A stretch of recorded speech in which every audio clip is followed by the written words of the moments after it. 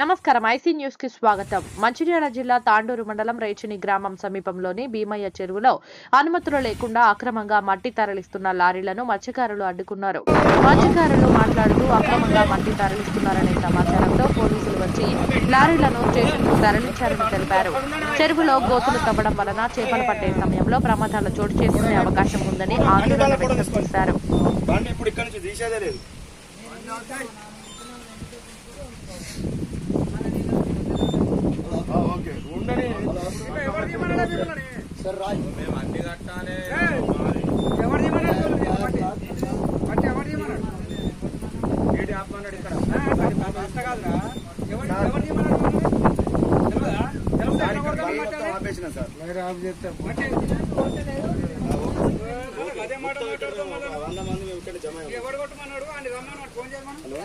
Gange मंदशाला phone करे